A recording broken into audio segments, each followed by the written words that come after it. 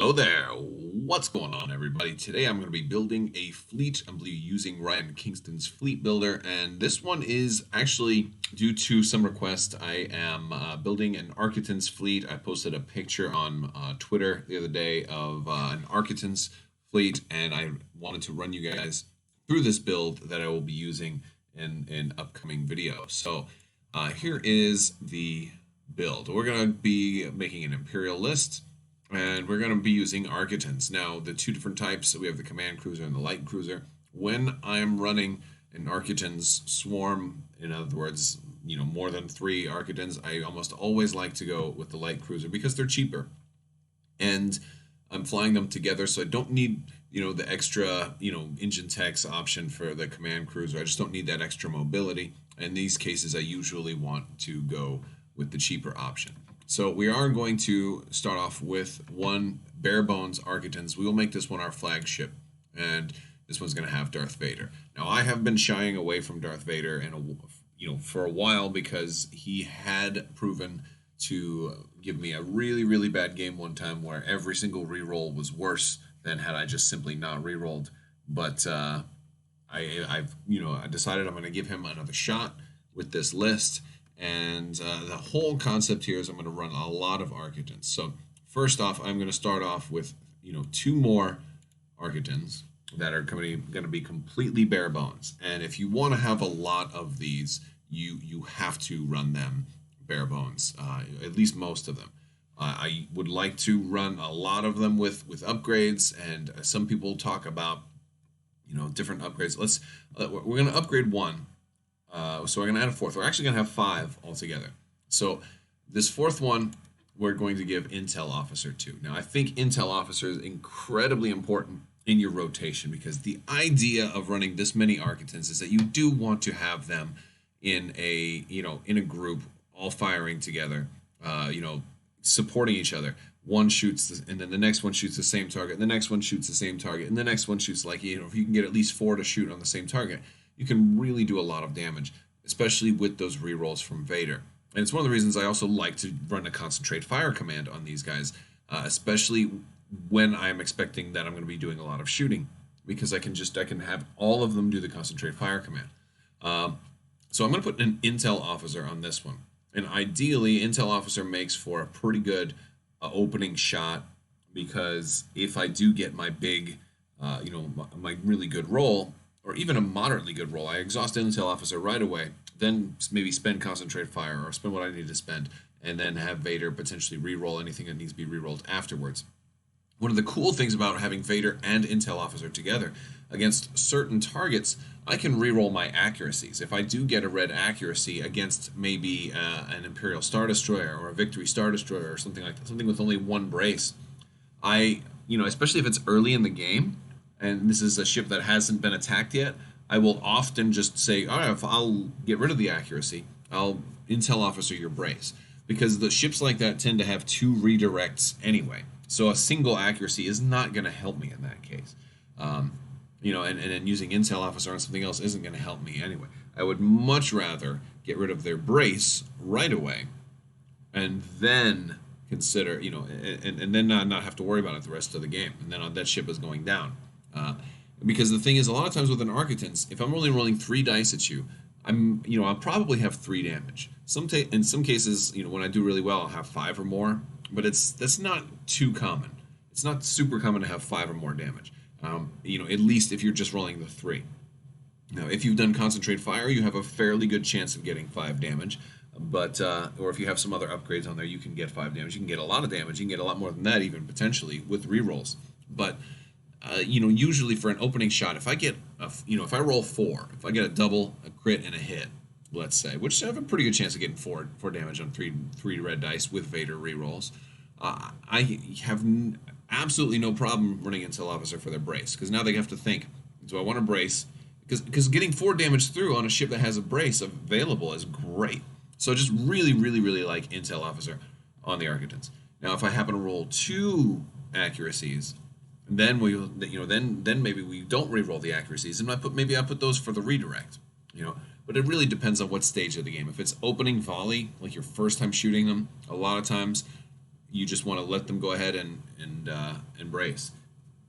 But if it's against something like a Liberty or a ship that has 2 braces, now maybe you do want 1 accuracy, and then you intel officer the other brace. That's pretty much the idea by having 1 with intel officer. I am going to duplicate this. I'm going to have another one with intel officer, but this one is going to be my biggest threat. This one is going to have enhanced armament. Now, a lot of people don't like enhanced armament on the Arquitens because they tend to think that, well, I'm spending 10 points for an extra side shot because you're only going to get side shots.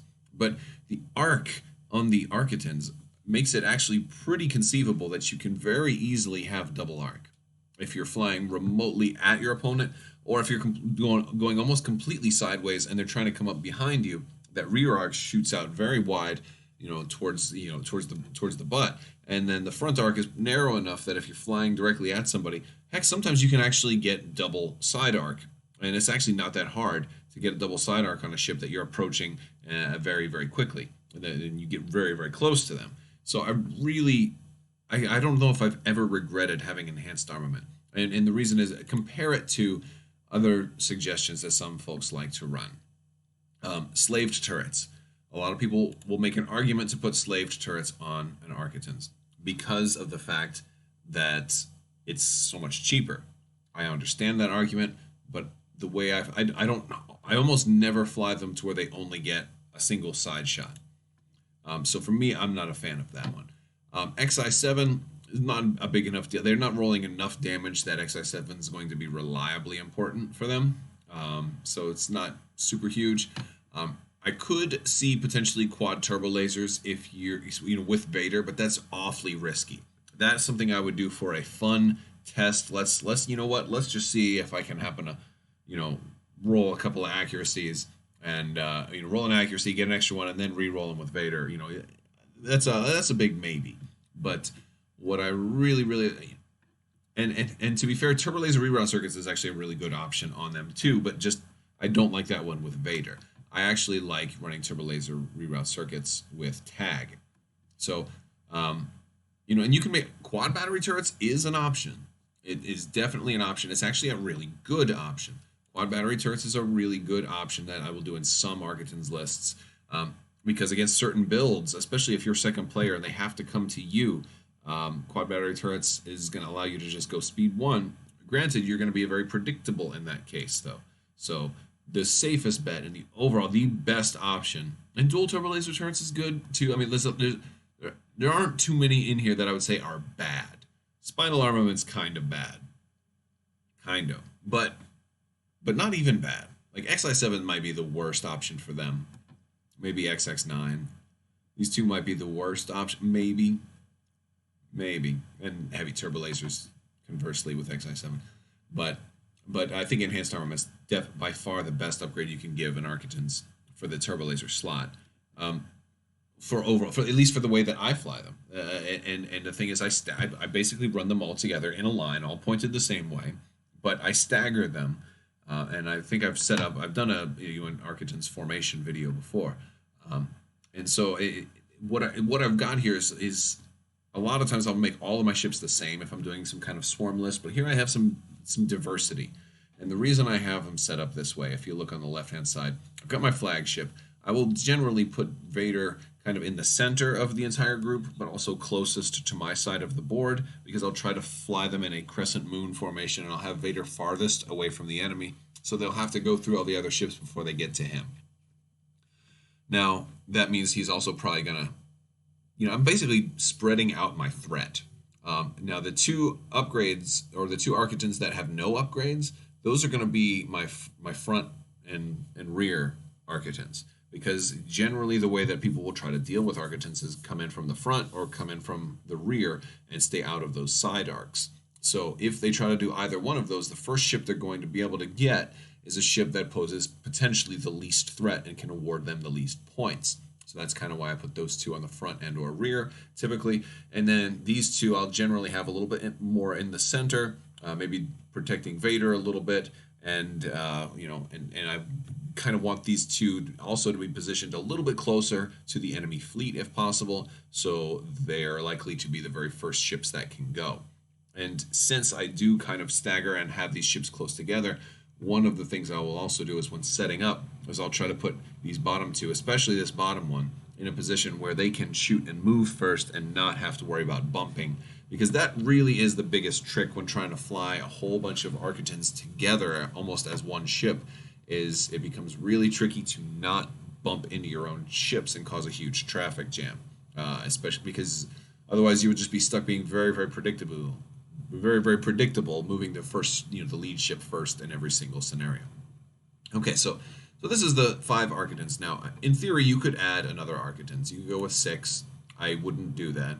I almost was going to do that one time, and I ended up changing my mind. But and maybe one day I will, but I don't think I want to. I mean, maybe I'll just borrow an Arquitens from somebody because I only have 5 right now. All right, so we need squadrons, and in the past I've run various different kinds of squadrons to help protect, because that's really a big threat to a list like this. They can do some damage against squadrons. Don't get me wrong; they have the black dice. So they're going to be able to fairly consistently put 1 damage on squadrons. And especially if a squadron happens to come in and get in range of multiple flak shots from these guys, then definitely that can happen. But that's not good enough, right? So I'm going to put one Gozanti out there with no upgrades on the Gozanti either, and then we're going to have some room for some squadrons. And he's going to actually be, for one, he's an extra activation. So this brings me up to 6 activations, which is not too shabby. Even against a lot of lists that are running Strategic Advisor, I'll still have advantage. Not every list, but this, 6 is a respectable number of activations if you're trying to run multiple small ships. We could even run another Arquitens and a couple of TIE fighters. But if we do that, we're not going to be able to have enough TIE fighters to take advantage of both Gozantis trying to activate them. See, it would look something like, where are you? Here, 1, 2, 3. We'd have 3. What are we going to do there? I'm at 400 already. I can't upgrade something anymore. So then now I'm forced to pull away from my Arquitens, and no. That's the whole point of this is to make the Arquitens work this way. Split up the value of the targets and maybe force my opponent to consider adjusting their fire. So, all right. So the squadrons I think I'm going to add this time, and there's a lot of flexibility here. My favorite used to be, or still is, generally Valen Rudor and some lambdas, or even 1 lambda. I like that. I like that a lot. It gives me strategic, which is always nice, and it also gives Valen Rudor the ability to do some nasty anti-squadron damage, and it makes the lambda effectively an escort, because Valen Rudor isn't heavy, so he ties you down, but you have to shoot the lambda. So if you keep them together, that's pretty cool. But in this case, I went with something a little different, and it's a popular, maybe the most popular Imperial Squadron combo right now, and that is to run Merrick Steele. Where is he? I'm going right past him. Yeah, Merrick Steele, who is maybe one of the best squadrons of all time. He's just super awesome. And to get our best out of him is we'll add Colonel Jendon to be the supporter to allow Merrick Steele to attack twice. Really great little combo there. And I love that. And this is going to do 2 things for me. Merrick Steele is strong enough that if I do face enemy squadrons, I have good, reliable anti-squadron damage output. I can take out, if I go up against a TIE swarm, I can take out 2 TIE fighters a turn with Merrick easily, and I got enough hit points and braces to survive a lot of engagements. Although if that is the case, I'll probably want to position on the side of the map that happens to have the space station, so this way I can hopefully try to heal a little bit on the station at strategic times, but maybe not. And if I run into a case where my opponent doesn't have enough squadrons that I have to use this for, to slow them down, I can easily use Merrick Steele to punish enemy ships with his 2 blue die bomber and that keyword. And it's just a great keyword, changing a die to a face with a crit icon and allowing Colonel Jendon to make him attack twice, and then relay gives him a flexibility so they can get really far away from that 1 Gozanti. So effectively makes this Gozanti a pretty threatening little ship, because he's dedicating himself to activating Merrick and Jendon, and Merrick is going to be going twice each turn potentially, so really nasty little squadron presence. Now this brings us up to 394. 394 is a decent little bid. It's not enough of a bid that you're going to be guaranteed first player, though. It's enough of a bid that you'll be able to get first player against those lists that really don't care. But it's not enough of a build that you're going to be able to get first player against a build with maybe a demolisher, or but it's all right. It's in that medium place where you'll probably get to go first half the time, give or take. It kind of depends on your meta. But if you do want to add a little more, one thing I might consider is putting maybe Captain Brunson on the Arquitens with Vader, in case they do go pretty hard and heavy after Darth Vader. That's another option that you still have 399. So that's an option. I'm not doing that though. I'm going with a little bit of an initiative bid. Now, in case we do end up with second player, we definitely need to look at objectives. So I'm going to start with assault objectives. We've got some interesting ones here. Now, I do want to say I think Most Wanted is definitely an option here because we have our Gazanti, so we can totally, make our opponent's Star Destroyer, their Most Wanted ship, will get an extra die every time we're attacking it. So like this Arquitens with enhanced armament, he's going to roll 4 red with concentrate fire, 5 red, and then Most Wanted. Heck, we might roll 4 red, a black, and then another black with concentrate fire, and then Vader rerolls. It's just insanity. So like, really, really nice option with Most Wanted. But the problem with Most Wanted is it also is going to give them an extra die if they're attacking my Gazanti, and then I won't be able to activate Jendon as much. And I do want that Gazanti at least kind of close so that he can consistently activate those squadrons. So I feel like this one might be a little bit rough.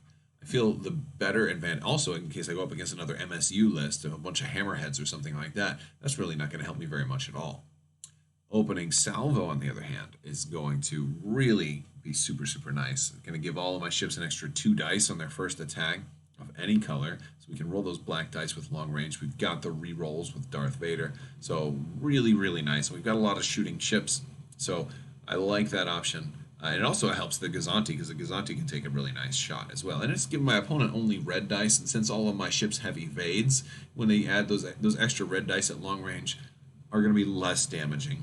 And in case they do get the double, that's what the evades are for. So I feel like it gives me a much better advantage than it would give my opponent. So I really like opening salvo. For defense, there's a couple of these that are really good. For this particular case, I like Fleet Ambush and Fire Lanes both for this one. And Fire Lanes because I like to set up my Arquitens sideways, right? I like to have them close to me, sideways, usually going to the left or right side, and then turning them in to kind of hug one corner of the map. This way, I know you have to come at me from one direction or the other, and it kind of maximizes my side arc that I'm going to be shooting most of the time out of. So that's kind of the general plan that I usually have. And Fire Lanes lets me kind of pick where the battle's going to take place, and also lets me pull those, or lets me, start getting a whole bunch of victory points right away, and forces my opponent to really have to get close in order to get those victory points. Fleet Ambush, on the other hand, is really going to split my opponent's fleet in half, and in case they do have a really high amount of squadrons, they're not going to be able to take advantage of them for deployment. So they may be stuck having to deploy, if they're running, two big ships or whatever, then they're going to be stuck having to split them up and put one in the front and one in the back.